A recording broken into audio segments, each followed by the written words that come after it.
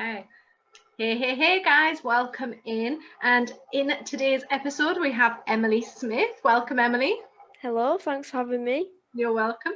So Emily is a host of Dare to Talk podcast and also Dare to Fly YouTube channel. So Emily, can you start sort of like what inspired you to create this YouTube channel? Well, I was at university and I was studying journalism, and I got to my third year, and my original sort of dream with what I want to do with journalism was sort of going down writing magazine sort of content and gaming, things that I enjoy. But during sort of the new year of third year, January, I was at a spiritual development circle, and some messages had come through from my uncle Andrew saying about starting a channel which ended up being called Dare to Fly, that was going to be focused on sort of spiritual side of things, sort of like body, mind and soul, but also covering fringe topics that aren't looked at in mainstream media. And ever since that sort of came to be, my focus on going with my original plan for journalism started really falling apart, because the more I thought about it, the more I realised I didn't really want to go down a traditional journalism route. My experiences at uni anyway, with mainstream media and learning about how to be a journalist, I did not want to be a part of that system because I know how corrupt it is. So then when it got to lockdown in March, I decided, you know what, there's plenty, all the time in the world now to do whatever. So I decided to start my channel called Dare to Fly, which is in essence my uncle's idea really, and sort of dedicated to him in a way, and I've not really ever looked back and stuck with it. Yeah, I was going to say, because like the same sort of or similar thing happened to me. I got a message and told by, I call it upstairs, I don't know exactly who it was, like, you need to start a YouTube channel. Yeah. So how did you feel when that came through? Because you're doing a degree, you're doing your journalism stuff, and if a spirit brings you a message through, what was your initial thoughts? Well, I kind of wanted to do a YouTube channel anyway on sort of like gaming content. I'd already sort of started one to produce some work for my degree. So I had one on the go anyway, and I was kind of thinking if I have that and then maybe start a separate channel anyway to do with that sort of thing. And I wasn't really that surprised really, because I kind of knew deep down I was wanting to do more online content and video content sort of thing, but when that came through, it was kind of like well, I know for certain what I actually need to do now, and there's kind of no going back with it really. It was a moment of, as soon as I finish uni, I need to do this, and I just kind of need to go all in really and stick with it, because obviously that message had come through for a reason, so I can't ignore it. So was that your first time being at a sort of spiritual circle, or had you had experience before of spirits? I've been a part of a spiritual development circle since I was about 14, 15. My parents are really spiritual. They're classed as spiritualists. They don't follow the strict SNU dogma, which they sort of say. They like to sort of pick and choose what they believe, and because of that, I've grown up in that environment and had the opportunity to be more open-minded with my beliefs. So my mum has gone to a spiritual development circle for many, many years. My dad's been in and out of them for 20 odd years or so. And when I was doing my GCSEs, my mum asked if I wanted to go with her to it's a closed circle she goes to. And ever since then, I would continue to go to them. And so it was something I was used to. And I mean, growing up, I've had plenty of experiences that I just can't explain. And I think it's sort of, over time, my beliefs have strengthened. There's times when I did sort of feel a bit unsure about what I believed in, but I think have been a part of a spiritual development circle, and I still do to this day with my dad, just me and him run our own circle at home. It kind of grounds me with my beliefs and is a solid foundation for what I believe in.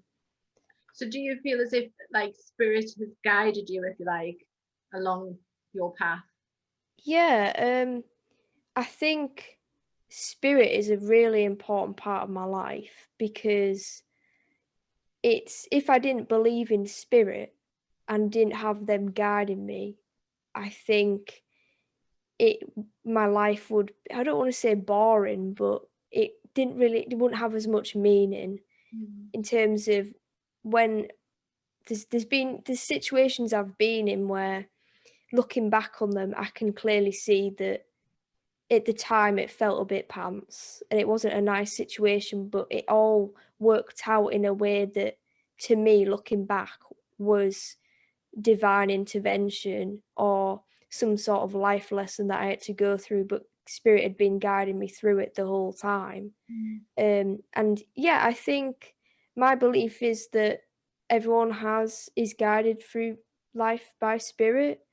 I think everyone has a bit of free will with being on their life path, but I think there are some people who have a certain type of, if you want to call it, destiny of what they're supposed to be doing. And I think in my case, I think Dare to Fly is one of them things where it just cannot be avoided, and I've been guided onto this path. And even if I tried my hardest to do something else, I would always end up back where I am. So I definitely think spirit have a part to play in everything I do every day. So when we spoke before this interview, because I got really excited, because Emily, on your website, Emily, like as soon as you hear your website, there's a UFO and an alien. I was like, oh my God, I need to speak to this woman. So do you want to talk a little bit about sort of like these I call them multidimensional beings, but do you want to speak a bit about sort of like how you've made contact with them and how they've communicated with you? Yeah, so as I've mentioned, me and my dad do a spiritual development circle, and that kind of started sort of February time, once Dare to Fly sort of became an idea and was sort of coming to fruition. And it was over Skype at uni. It's just us two doing a circle in my tiny little room, and we just get usual people coming through. It was, my loved ones. It was like my great grandma and my uncle, and then we decided we'll continue it when I get back home. And obviously, March comes along, and I'm at home early, and we continued this circle ever since then, and we do it once a week. And then we started getting people coming through and beings coming through who we've never ever heard of before, just the most random names. I mean, the first was a guide who's our circle guide and gatekeeper called Aslan, and he named himself after the lion from Narnia. Because the first thing we got from him was a picture of this huge lion in our heads, and he watches over us every time we do circle. He's really ancient being, so he was the first one. But then after that there was another, and there was one called Rose was one, and she was a grey who was working a lot in America, doing some rescue missions for children and preventing human trafficking, and was working with the US military. So we were like, oh, where's all this coming from? Because I originally thought that spirit communication was always just going to be with your loved ones. That's the way I've always experienced it. I never thought it would be anything more than that. And then another one came through called Phoenix 6, and he is a Sirian alien, and he was one who was sort of come and gone. He's always been with us and communicated with us, but he comes and goes because he's a very busy boy. He sort of got in touch with us through Circle to say that he's been watching what we're doing and he's really interested, and he would like to sort of communicate messages to us about aliens and what they're doing on Earth and their involvement with humans for however long, because they've been in touch with humanity for, you know, God, thousands and thousands of years, longer than that probably. And he wanted to sort of give these messages to us so that we can produce, sort of create content surrounding it to put out in dribs and drabs when is appropriate, basically. And the way it's sort of been described is for us to build a bridge between humanity and aliens, and that was part of what our mission statements and goals should be, and it has always sort of been. And it's one of them things where it was so unbelievable. Like, I mean, even initially I thought, I sound absolutely bonkers hearing this. I don't know, where's it coming from? What's going on?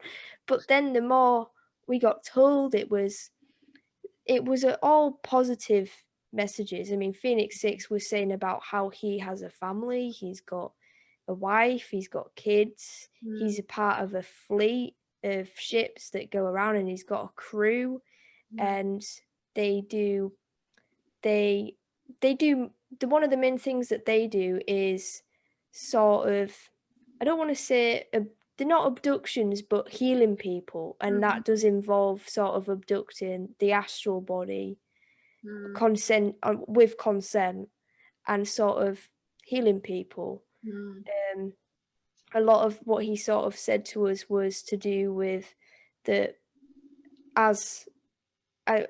part of the reason why humans are so limited spiritually, and I guess you could say we should have progressed a lot further than we are today, is because of chips that we have within us. They're not sort of physical, they are within our astral body, and they were put there when we were born by obviously the powers that be that aren't very nice.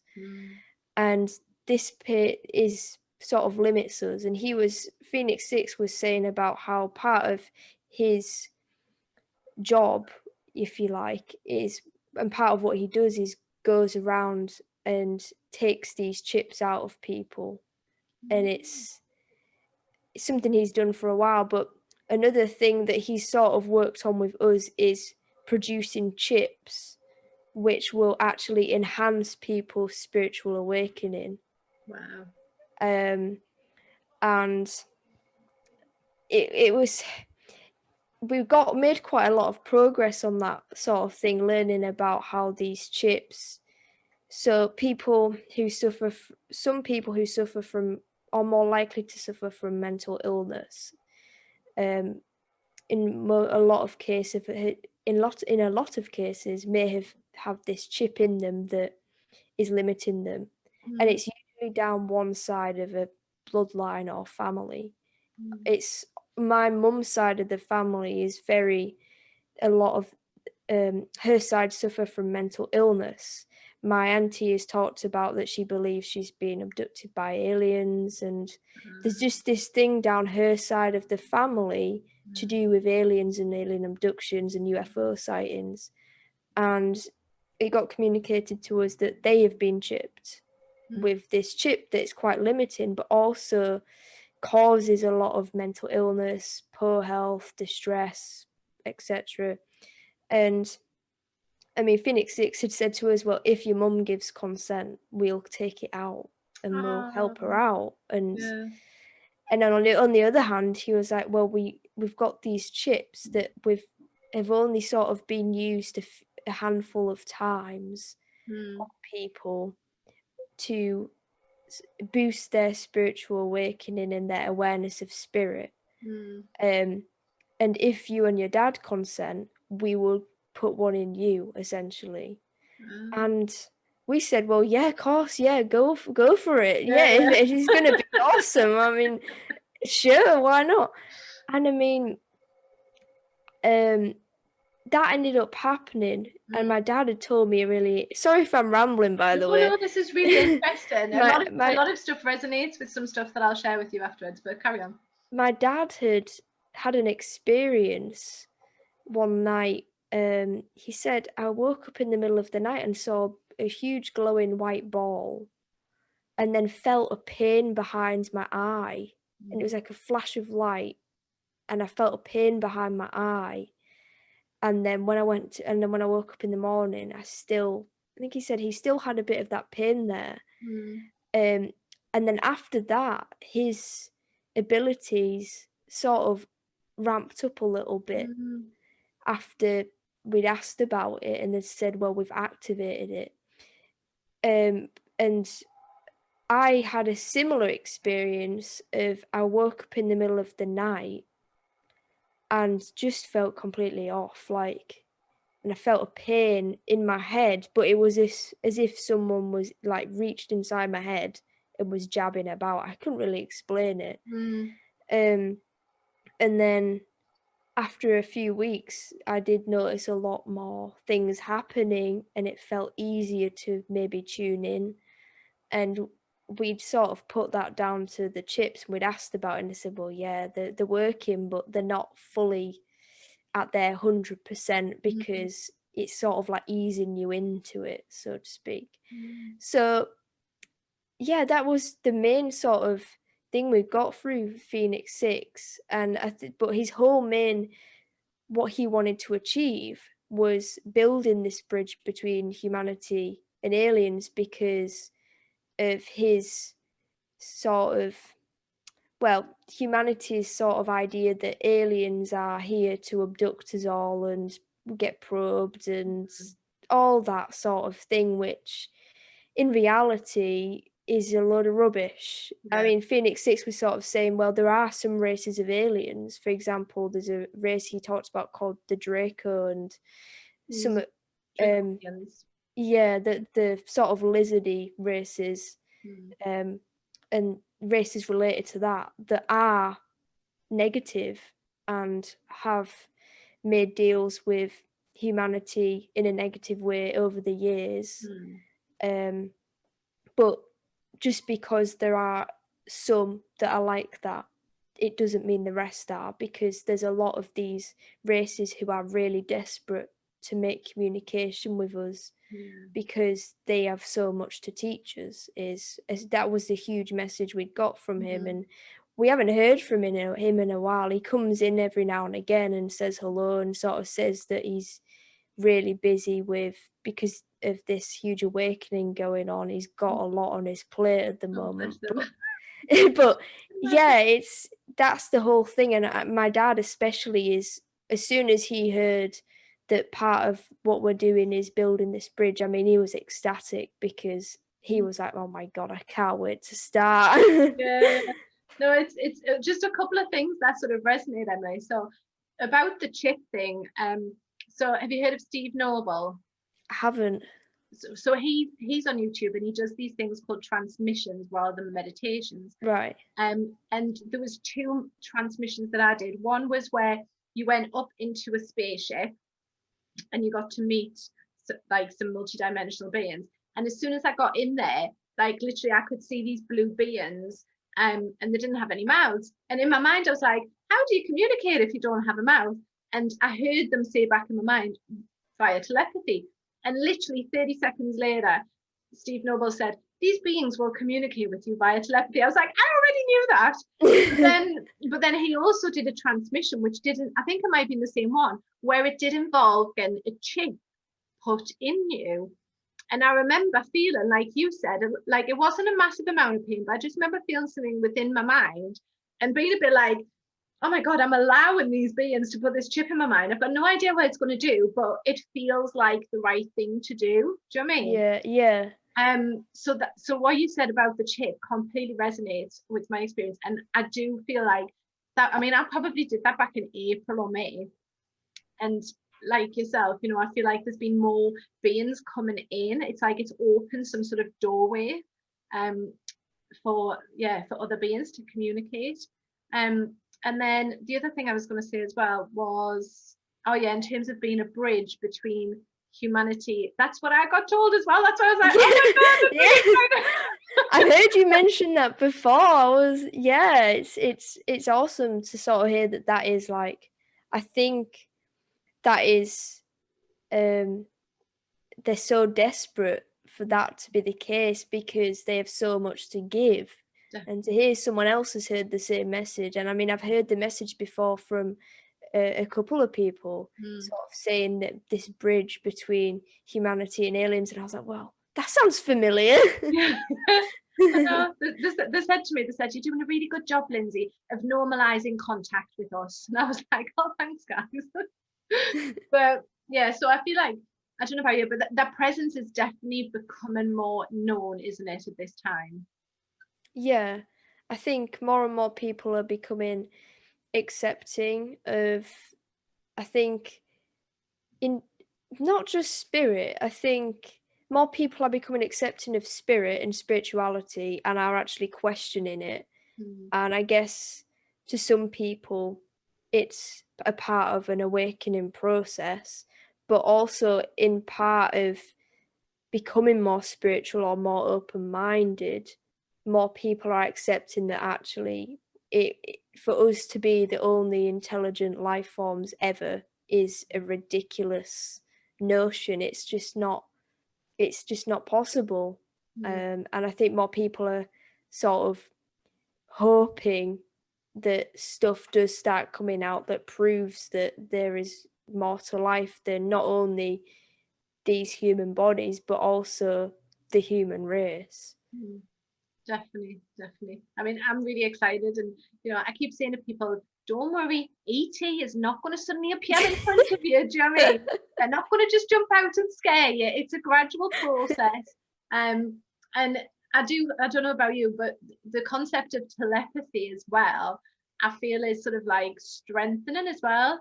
Like at the minute, like I'm having a thought, and then it's actually like appearing in my existence, and I'm like, and the way that they talk to me. So when I'm channeling, if I'm writing, I'm asking a question before I've even written the question. They're already answering it before I finish writing the question. Do you know what I mean? So how do you feel about telepathy? I think telepathy is another one of them sort of ESP abilities everyone's just got within them. But because of the world we live in and the fact that we are so limited, not just in these human bodies, but just by external influences, we just have forgotten about it along with everything else, because I think everyone has the ability to develop themselves as a medium in whatever way they wanted. All they have to do is practice, and I think part of that is telepathy. And I think there'll be a day when our communication will have gone beyond us talking out loud, and we will be able to just sit there and think to each other. And I think that's a day that will come very soon with the way things are going in the world. But yeah, I think telepathy is an amazing thing. Like you said about when you're channeling. There's times when I've done like automatic writing or table tipping or doing Ouija board when I'll have thought a question in my head, and before I've finished actually asking the question, it's already coming out. And or doing it with my dad, where I'll say to my dad, like, well, ask a question in your head, and then he'll ask the question in his head, and then we'll have got a response, and that response will have been the answer to that question. So it's I think telepathy is completely real, along with all these other sort of mystical powers that people talk about. It's just, I guess, getting there and actually wanting to practice it. Definitely, yeah. And I don't know about you, but I'm like, because I'm sure I read somewhere, a while ago, and it said that like basically the jobs of psychics and mediums is going to be redundant by like 2022, because we're all going to be able to tune in to our psychic and mediumistic abilities, you know. And that's why sort of like I feel, and I don't know about you, but you know, there's this evolvement, isn't there? It's like you start off by, like you said, you know, maybe speaking to your ancestors, your loved ones, and then the more that you open up, it's like you're allowing other beings to come in and having that access. Yeah, I think sort of being open-minded and sort of thinking there is more to life is just like the first step. And then I think spirit will sort of give you messages or signs that they are around in like ways that aren't scary, if that makes sense. I think they know what you would be happy to accept seeing, hearing, messages receiving. So I think it's like baby steps sort of thing. And then once they think you've got to a point where introducing another aspect of the spiritual world and that you would be all right with that, they will just do it because they know that you're at that point where nothing to you is insane or crazy or anything like that. I mean, if you'd have sort of said to me a year ago that I'll have spoken to aliens, I would have said, well, sure, I believe you. But so whereas now, if someone had said, well, you're going to communicate with like so and so aliens from this, or even a billion-year-old ancient being, I would have thought, well, yeah, all right, sure, yeah, give it a go, yeah. And I think that's the thing what still gets me is I wish sort of people, not just people who are maybe sort of heading on their spiritual awakening journey, but people who are like well on their way and have been within sort of the spiritual world for a very long time, is to sort of look at spiritual communication beyond just our loved ones and spirit guides, because I think at this point it is so much more than that and more than why people should be doing it. Because where I am now, I just think communication with spirit isn't just about receiving nice little messages of like, oh, pat on the back, well done, you're doing good. And it's like trying to put a message out there, which is why we need to be making communication with these ancient beings in the first place, because they've got a lot to tell us and we've got a lot to learn. Yeah, no, definitely agree with it. And the only reason I was laughing earlier when you said that, I was like, I was the same. If anyone had said to me a couple of years, I'll be speaking to aliens in 2020, I would have been like, what? What are you talking about? Exactly. And now I'm like, when people are like, what do you do? I'm like, yeah, I just speak to aliens sometimes. So on your YouTube channel as well, Emily, right? So you talked earlier a little bit about fringe topics, yeah. So some of the topics that you have on your YouTube channel are around like Freemasonry and satanic child abuse. So I just wanted to sort of ask you a bit about sort of like how you find your spiritual work sort of blends with sharing these topics, which are really quite, I would say, like quite heavy, quite dark, quite, you know, difficult for some people to process. How do you find that both messages get out there? Do you know what I mean? I think it with the Freemasonry videos and the satanic ritual abuse content, it's one of them, like, to me it's like a necessary evil that it gets exposed. I mean, when I sort of started doing that content, I mean I hated it because I produced a lot of, especially the satanic stuff, is sitting through that and editing it all is not nice, and it did take a toll on me. So, but at the same time, all of the content that I make isn't just really at random. It's sort of a lot of it is influenced with what I feel I need to do. and also any messages we get at Circle. And a lot of the stuff we get at Circle is focused on Freemasonry and Satanism, and sort of telling us about the things that are going on is caused by these occultic groups, Freemasonry being the biggest one, which a lot of people say there is stuff beyond Freemasonry, which I agree with to a certain extent, but a lot of the evil, if you want to call it, or darkness would be a better word, a lot of the darkness in this world originates and stems from Freemasonry and secret societies. So part of, producing this content, as dark as it is, I think it is necessary to do, because otherwise people aren't going to be aware of it. And in sort of looking at it from a spiritual point and how to balance both the spiritual content, aliens, and heading down the darker stuff, is, at the end of the day, producing this content that is darker and heavier, I feel like I don't feel good. I don't think good is the word, but I feel like I'm doing something.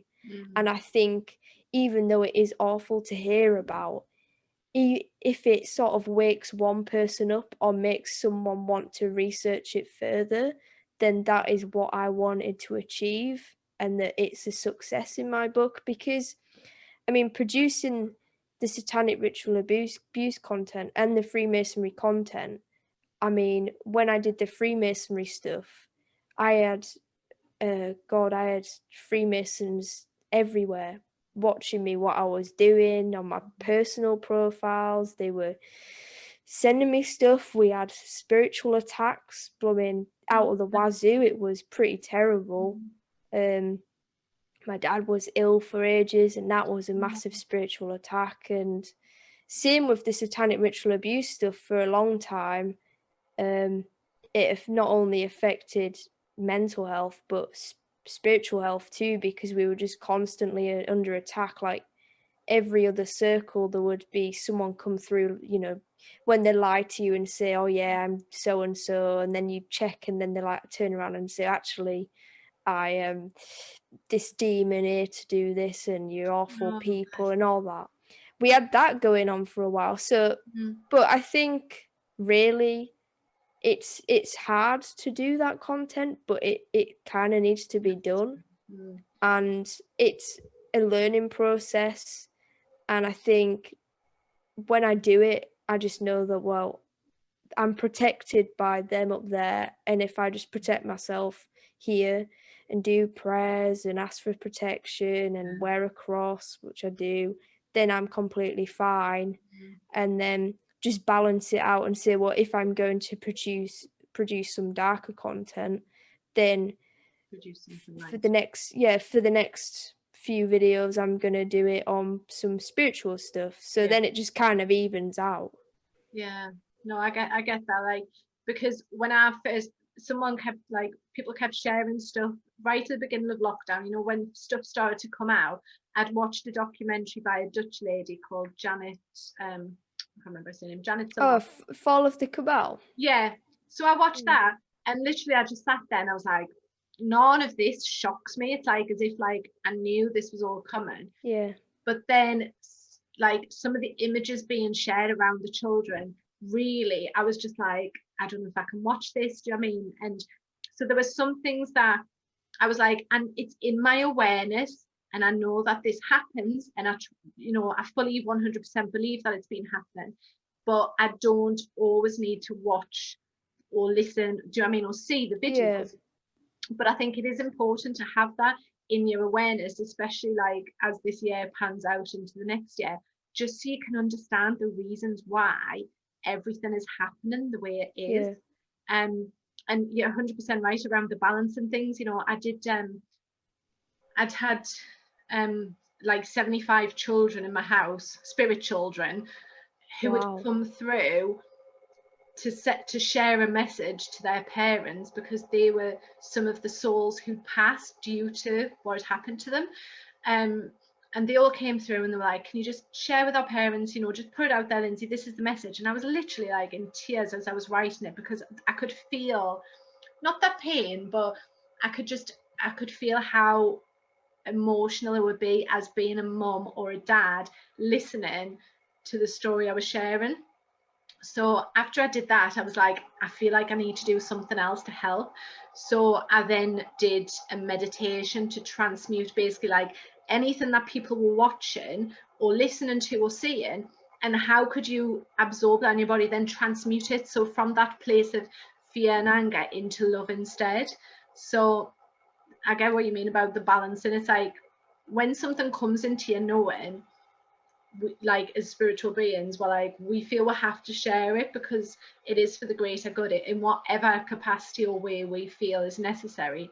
But then yeah, by balancing up with something that's more solution based, or which helps that person who's watched your videos, I think is really important.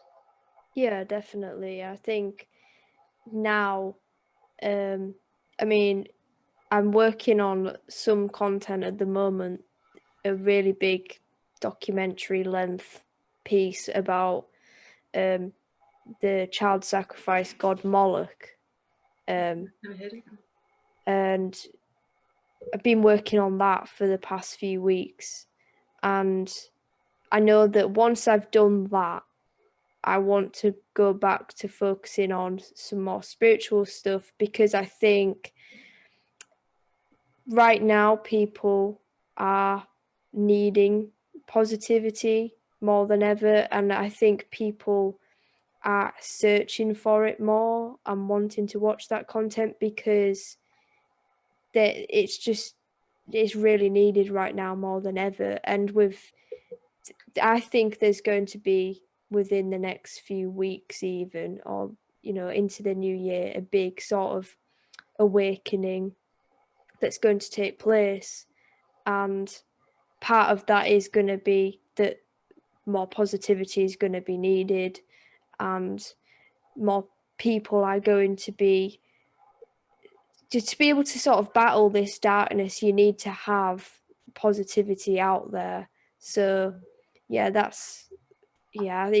definitely needs to be a balance. It can't all go, focusing on, and you see a lot of people focusing on the darker side of things and the negative side of life at the moment.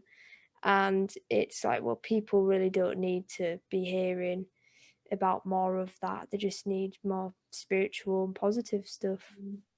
I think in the mainstream media at the minute there is a lot of fear, you know, and doom and gloom, and it's like, to me, I'm like, it's Christmas, you know, let's have fun. Like I've been killing myself laughing today. I went for a walk, right, along by the river, and I was like, when did it rain this much? It was so muddy, Emily, right? I was slipping and sliding, and I couldn't stop laughing to myself, right?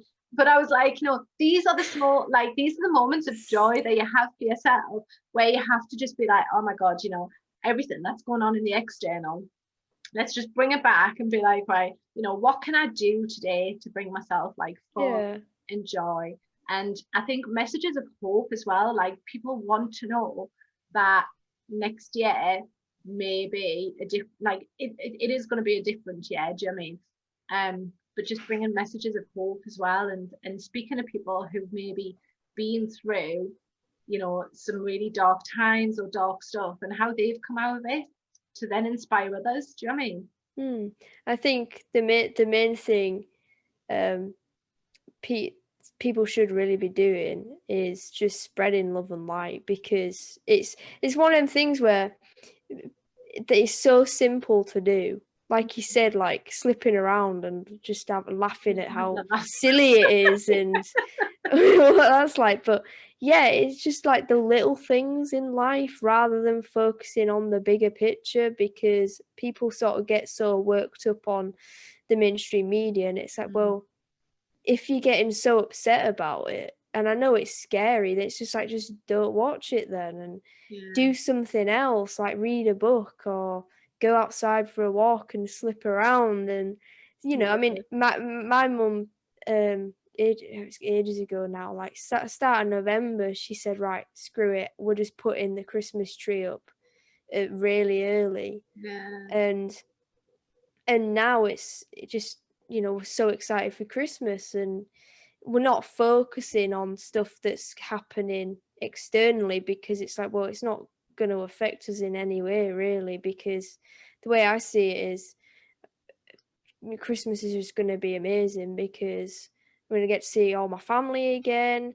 You got the Christmas tree up, we'll Yeah. have, presents and Christmas dinner, rather than sort of, worrying about all this rubbish you see on the mainstream media, which is, I mean, the whole reason they're putting it out is to make people scared. Yeah. When, I mean, there should just be a channel on TV, of the Christmas channel, of just all of the exciting Christmas stuff going on, and just Christmas all the time. I mean, why isn't that up? Because if everyone was watching that, we'd all be walking around in Christmas jumpers and have jingly bells everywhere. I mean, that's what we should be doing. People shouldn't be sort of, feeling so negative about it. Yeah. Just think about Christmas and how fun it's going to be.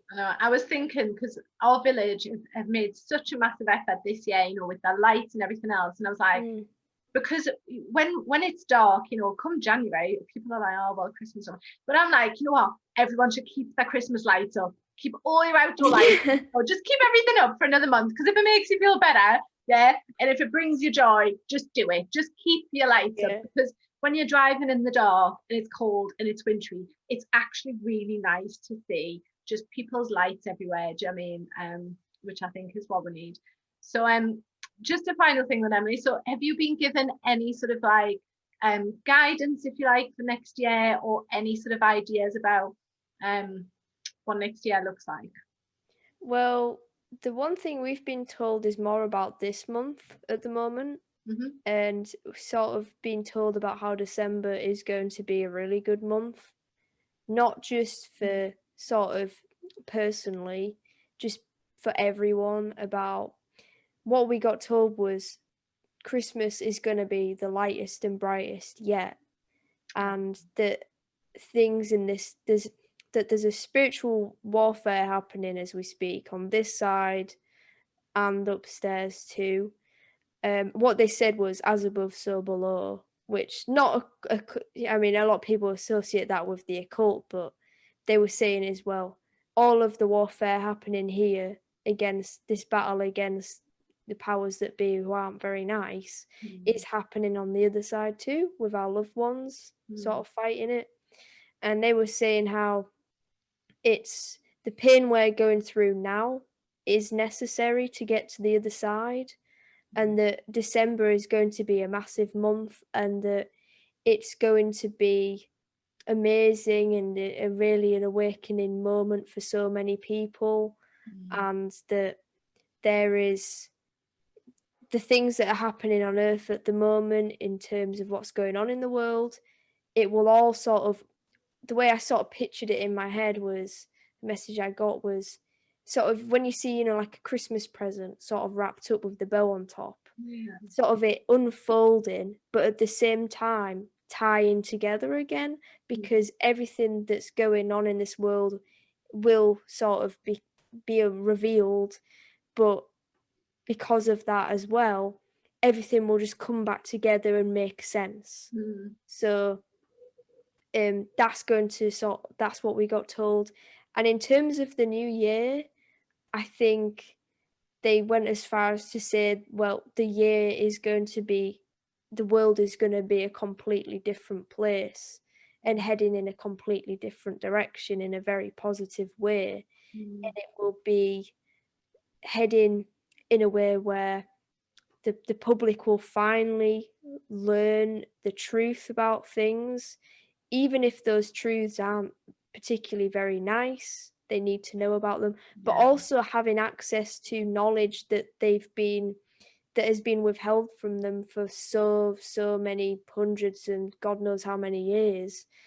That includes technology, free energy, and also technology and information that involves spirit. And I think by that point, more and more people will be aware of the fact that we are more than just these, fleshy body bags with guts in them. and that we are spiritual beings. So the new year, and particularly this month now, is looking really, really amazing. So I think the new year is going to be a big one for sure. Yeah, I'm constantly going to people like I feel really excited about this month. You know what I mean? And I'm like I spoke to my friend and he was like, oh, he was like, it's so lovely to hear you laugh, Lindsay. Do you know what I mean? And I was like, I feel like a giddy child at the minute because I just feel so excited by everything that's going on. And you know, I spoke with Stephen Strong earlier, and we were talking about the 21st of December and the prophecy, and about how, you know, it's all about sort of between now and then ascension and raising your vibration. And I'm just like, Christmas is the perfect time to do that because people sing and, you know, the dance, and there's more joy, isn't there, in December? Yeah, I think it's more than just a coincidence that it's sort of around that time. Yeah, definitely. So yeah, so if anyone wants to come and find you, Emily, where is the best place for them to come and find you? So my YouTube channel is Dare to Fly. You'll know which one it is because it's got a big picture of a rocket ship. Or you can also get in touch with me on Twitter and follow me there at Dare to Fly 777. That's probably the best place where I'm most active. But yeah, that's where I'm at. Cool. So I will stick your links below, Emily. It has been such a pleasure talking to you. Honestly, I'm literally buzzing just from being like, there's someone else who speaks to multi-dimensional beings. Yeah, it's been so lovely speaking to you. Yeah, same. It's knowing someone else who's experienced the same sort of things is really wonderful, and all the work that you're doing and bringing love and light to this world is just amazing. So it's wonderful to know you and make contact with you. It's just amazing. Thank you, lovely. Thank you very much, Emily. Thank you so much. Namaste. Namaste.